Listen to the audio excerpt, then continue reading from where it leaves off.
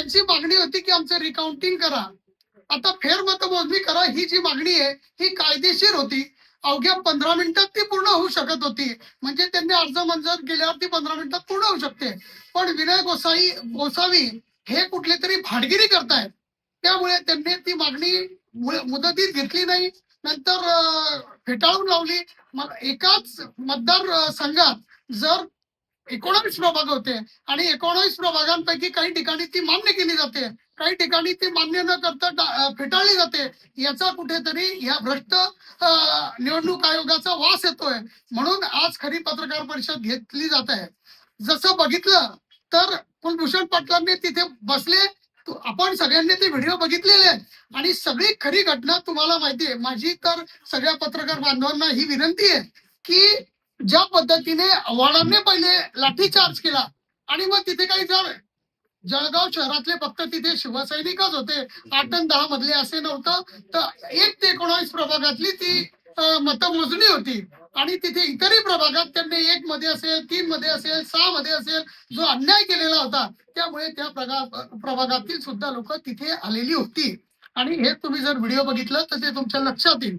आणि ते झालेलं असताना त्यांनी कुलभूषण पाटील हे त्या अधिकाऱ्याचे हात जोडतायत आणि सांगतायत की मला फेर मतमोजणी करू द्या. त्याच्यात पोलीस अधिकारी मध्ये मध्ये बोलतायत.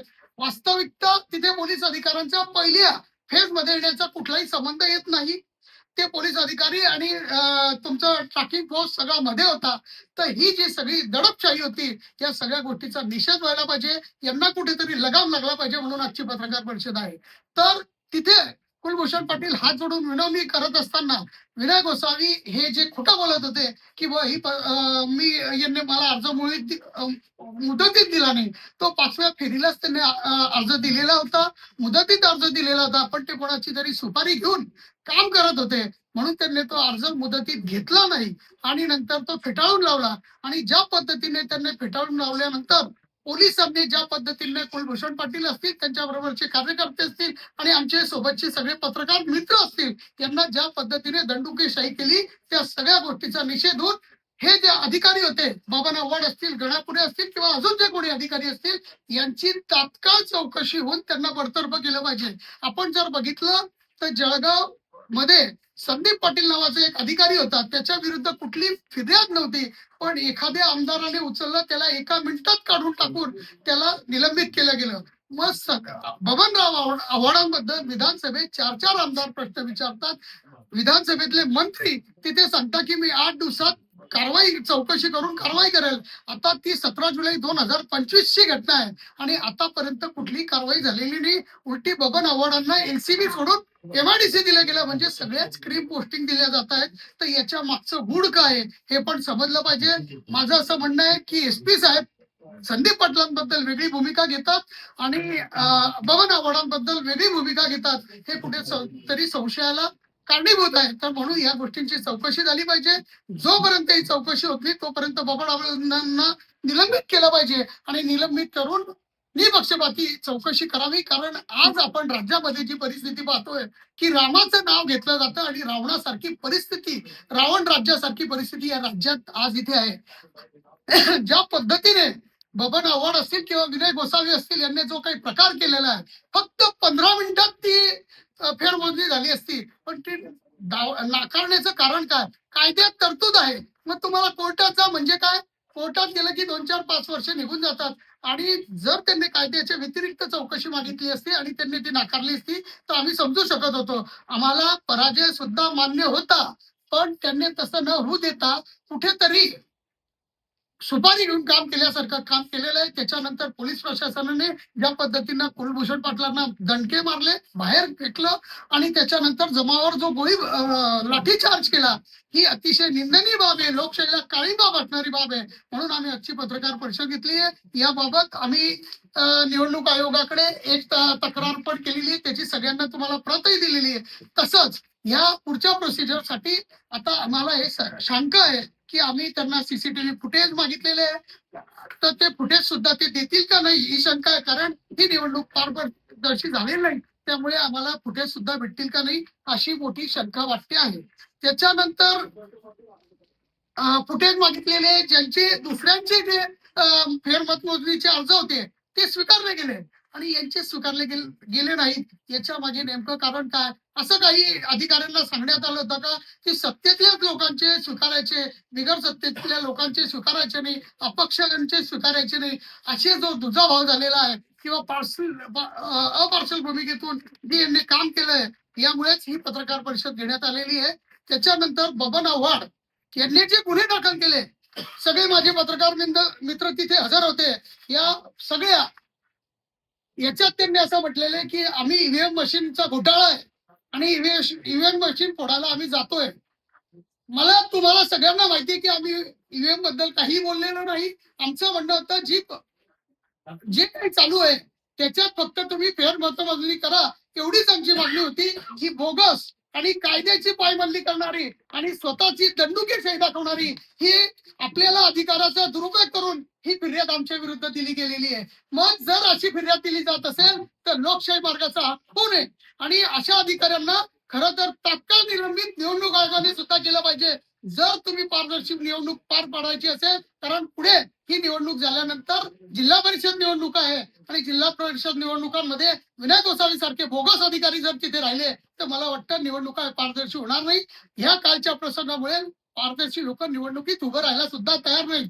अनेक लोकांनी सांगितलं की ह्या पद्धतीने निवडणुका होते तर आम्ही उभं राहायचं, आमची ताकद वाया घालायची का, आम्ही हे सगळं करायचं. अशी परिस्थिती दयनीय आणि लोकांमध्ये भीतीचं वातावरण झालंय. या जिल्ह्यात 40 खून झाले, ड्रग्ज वगैरे सगळं चालू असताना पोलिसांना तिकडे लक्ष द्यायला वेळ नाही आणि या पद्धतीने दडपशाही करतात. याचा निषेध करण्यासाठी पत्रकार परिषद आहे आणि माझी विनंती आहे की आपण या सगळ्या गोष्टीचे साक्षीदार आहात. आम्ही जसे जळगाव शहराचे एक नागरिक आहोत, तुम्ही पत्रकार म्हणून सुद्धा या जळगाव शहराचे नागरिक आहात, तर तुम्ही सुद्धा जे सत्य असेल, आम्ही कधीच म्हणणार नाही की खोटं तुम्ही काहीतरी सांगा, पण सत्य एसपींना सुद्धा सांगितलं पाहिजे की लाठीचार्ज पहिले झाला की नंतर काही जे काही 2-4 गोष्टी घडल्या असतील त्या पहिले घडल्यात. जर पोलिस दंडुकेशाही करत असतील आणि विनाकारण लोकांना मारहाण करत असतील तर ते अधिकारी तात्काळ निलंबित केले गेले पाहिजेत. असं कुठेही होताना दिसत नाहीये. तर या गोष्टीला विनय गोसावी आणि आव्हाड आणि गणापुरे हे जबाबदार आहेत. त्यांच्यावर काय कारवाई करेल हे तात्काळ या अधिकाऱ्यांनी आणि निवडणूक आयोगाने जाहीर केलं पाहिजे अशी आमची विनंती आहे. जय सामाजिक और माहिती अधिकार कार्यकर्ता हूँ। मेरा है ना इस विषय में जो है ना लोग पेपर वगैरह में जो है ना पढ़ा हुआ है बातमी पत्र में कि है ना आमदार वहां पर थे, तो आमदार है ना एक पक्ष के जो है सत्ताधारी पक्ष के आमदार वहां पे क्या कर रहे थे? पहला प्रश्न तो मेरा ये है। एक उम्मीदवार को है ना विजयी घोषित करने के बाद में 15 मिनट बाद में है ना उसको है ना बोल के 15 मिनट वहां पे आमदार आते हैं, न्यूज़पेपर में आया, और आमदार आने के बाद में निकाल बदलता है। तो प्रशासन है ना जो सत्ताधारियों के है दबाव में काम कर रहा था क्या वहां पे? प्रशासन है ना वहां पे सत्ताधारियों के सुन के काम कर रहा था। और विनय गोसावी के बारे में बोलना है कि विनय गोसावी एक नंबर का झूठा अधिकारी है। इसका अनुभव मैंने लिया हुआ है।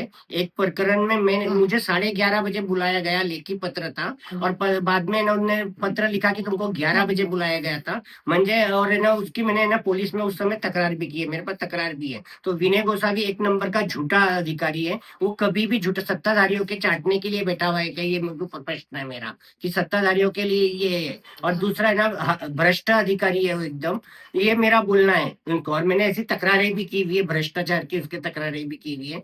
और दूसरा है ना एक उम्मीदवार का ऐसा आया हुआ है कि है ना उसको खुद का 0 मत मिला हुआ है। उसका बोलना है दूसरों के घर वालों का जाने दो, मेरा मेरा खुद का मत भी मुझे नहीं मिलेगा क्या? जो खुद का, तो मतों में भी हेरा फेरी कहीं ना कहीं दिखाई दे रही है यहाँ पर कि मत किधर गए जा रहे हैं इसके अंदर।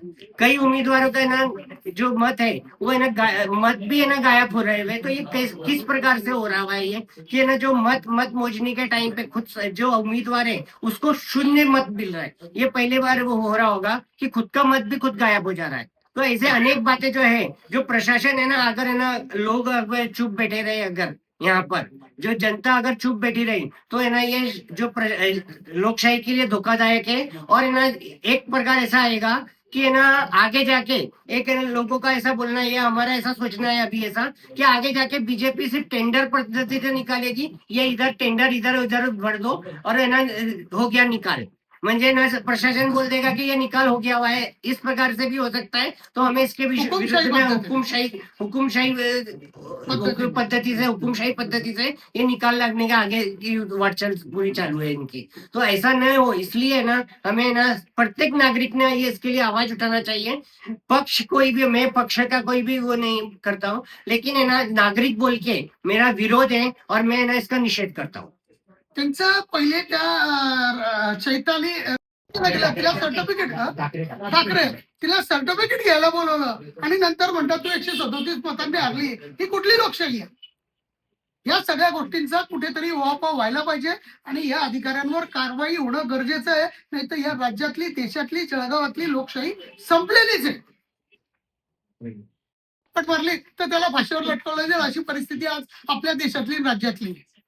दूसरा है ना, इसके बारे में एक मत ऐसा भी है कि जो है ना, जो निर्विरोध चुन के आए हुए, बिन विरोध जो चुन के आए हुए हैं, उनका है ना, उनके विरोध में ना वोट नोटा का अधिकार लोगों का अबाधित है। सुप्रीम कोर्ट ने ये बोला हुआ था 2013 में कि नोटा का अधिकार जब है ना दिया हुआ था, तो है ना ये नहीं बोला हुआ था उसके अंदर, नोटा के अंदर, कि है ना कितने उम्मीदवार होंगे तो है ना होगा। अगर none of the above, above मतलब है ना ऊपर के में से कोई नहीं, अब ऊपर कितने होना चाहिए ये नहीं बोला हुआ था, ऊपर ये बोला हुआ था नन ऑफ अबाव। तो एक भी हुआ तो भी नोटा का अधिकार देना चाहिए था, और 10 भी हुआ तो नोटा का अधिकार देना चाहिए था। मैंने ना इसके विषय में ना पीआईएल भी दाखिल करी हुई है, संबंधित अधिकारियों को पत्र भी दिया, संबंधित अधिकारी ने दखल तक लेने की गरज नहीं पड़ी। हाँ, इस बारे में ना जो है कलेक्टर साहब है रोहन गुगे साहब, उन्होंने दखल लेके पत्र भी दिया नियामक अधिकारी, अपने नियामक आयोग को, राज्य नियामक आयोग को। तो उन्होंने तभी भी है ना मेरे अर्ज की दखल नहीं ली हुई है। बाकी के जो राज्य नियामक कुछ भी उत्तर तक भी देने के लिए जरूरी नहीं समझा। म्हणजे है ना ये किस उधर है कि है ना, जो अगर मांगनी कर रहे हुए कि नोटा कम से कम है ना, कल को ये यही बोलेंगे कि हम है ना हमारी सेटिंग से जीते हुए या हमारे उससे जीते हुए नागरिकों का कोई भी अधिकार नहीं रह गया हुआ इसके अंदर, कि तुम नागरिक अगर काम लेके जाते तो वो बोल सकते हैं कि हमने तुम्हारे तो मतों की भी गरज नहीं है, हमने तुम्हारे मत लिए ही नहीं है। तो इस प्रकार से है ना नोटा का भी अधिकार छीना गया हुआ है। तो इस विषय में भी है ना ये कार्रवाई होनी चाहिए।